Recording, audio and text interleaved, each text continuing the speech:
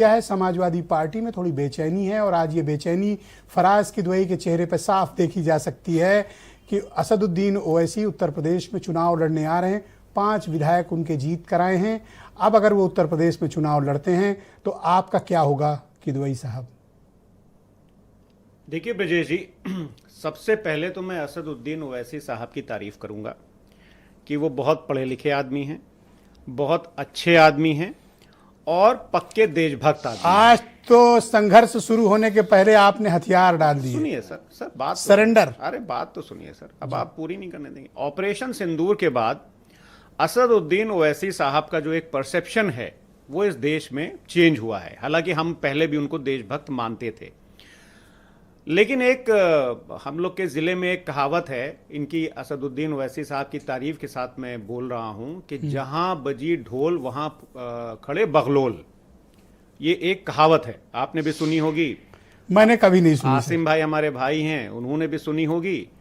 अब मेरा एक सवाल असदुद्दीन ओवैसी साहब से है कि भाई ठीक है, आप कहते हैं कि आप भारतीय जनता पार्टी से लड़ रहे हैं, आपका उसमें स्वागत है।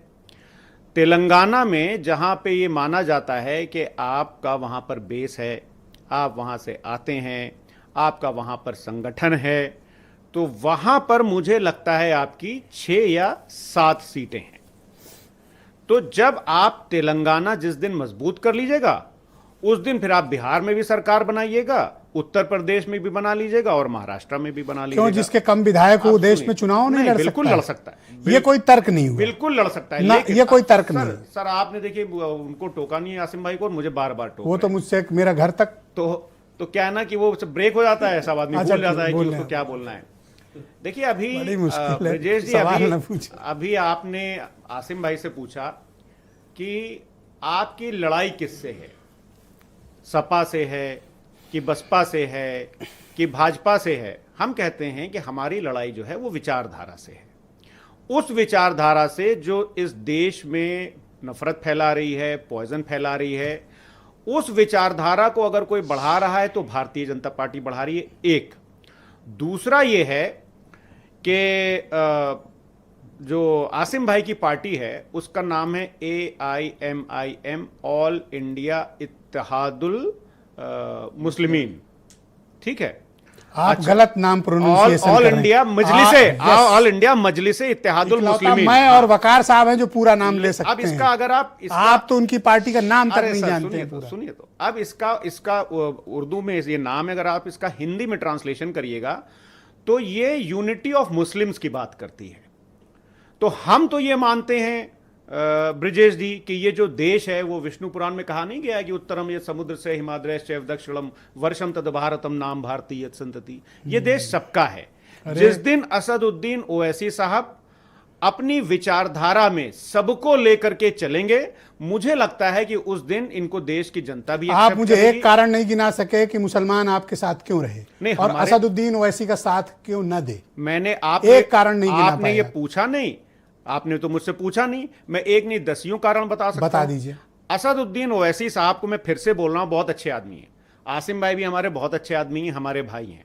लेकिन अगर ये आपका डर बोल रहा है। अरे कोई डर वर नहीं बोल रहा है। हम तो चाहते हैं कि भारतीय जनता पार्टी के अलावा जितनी भी पॉलिटिकल पार्टी हैं, इन घबराहट में शब्द नहीं निकल रहे हैं। मुझे लगता है ब्रजेश जी आप मिल गए हैं और मुझे बार बार डिस्ट्रैक्ट कर रहे हैं ताकि मैं जो सोच यही आरोप मेरे ऊपर आसिम वकार लगा रहे थे, ताकि मैं जो सोच रहा हूं वो बोलना। अब आपने मुझे सब भुला दिया। अब ये आप मेरी काबिलियत समझ लो सर। अब सुनिए, आपने ये कहा कि हमारी पार्टी जो है उसको क्यों मुसलमान वोट दे। हम तो सिर्फ ये कहते हैं कि हम मुसलमान के भी वोट चाहते हैं, हम पिछड़े के भी चाहते हैं, हम दलित के भी चाहते हैं, हम बाकी अल्पसंख्यक के भी चाहते हैं, और हम ब्रजेश जी उन अगड़ों का भी चाहते हैं जो सोशली इकोनॉमिकली पिछड़ गए। मुसलमानों पर जब आफत आती है, उन पर जब अब आप बोलने नहीं, अजाब आता है, उन पर जब मुसीबतें, अगर मैं मुसलमानों की परेशाानी तो आप कह रहे हैं छोड़िए, ये क्या बात हुई? असदुद्दीन मुसलमानों के वोट लेते हैं तो उनके मुद्दों पर खुलकर आपको बोलना। सर असदुद्दीन पिछड़ों की और अगड़ों की बात शुरू कर। असदुद्दीन ओवैसी साहब जो सबसे बड़ी बात एक बोलते हैं कि मुसलमानों को पॉलिटिकल रिप्रेजेंटेशन चाहिए और मिलना चाहिए। मैं तो बिल्कुल उनकी इस बात से सहमत हूं, आसिम भाई की बात से सहमत हूं। तो आज जो विधानसभा है, हम अगर उत्तर प्रदेश की बात करें, उसमें हमारे लगभग 111 के आसपास विधायक जीते थे, जिसमें लगभग 35 मुसलमान हैं। आपने अभी बताया कि मुसलमान 20% है, 111 का 35 कितना परसेंट होता है ये आप देख लीजिए। तो ये तो मुसलमानों ने आपको दिया ना विधायक चुनकर, बिल्कुल आपने नहीं, उनको नहीं, क्या दिया? अरे हमने, ये तो उल्टी बात हो गई। अब सुनिए सुनिए, अरे ये तो दिया है ना सर, सुनिए तो मुसलमानों के कौम का शुक्रिया करिए कि बिल्कुल आपको शुक्रिया, वो तो हम पहले भी करते थे, शुक्रिया पहलवाना पड़ रहा है तब कह रहे हो आज भी कर रहे हैं और आगे भी करते रहेंगे और हमेशा शुक्रगुजार रही है। मुसलमानों के, पिछड़ों के, दलितों के जो वकार की लड़ाई है, जो सम्मान की लड़ाई है, वो श्रद्धेय नेताजी ने जो शुरू की थी उसको आगे अखिलेश यादव जी बढ़ा रहे हैं। ये पूरी मुझे दो उदाहरण दे दीजिए कि कब अकलियत समाज की या मुसलमानों के आत्मसम्मान की, उनकी इज्जत की लड़ाई में आप फिलहाल पिछले 5 सालों में उनके साथ डट कर खड़े रहे हो। वक्फ का कानून क्या था, उसके खिलाफ हम डट के खड़े हुए कि नहीं खड़े हुए?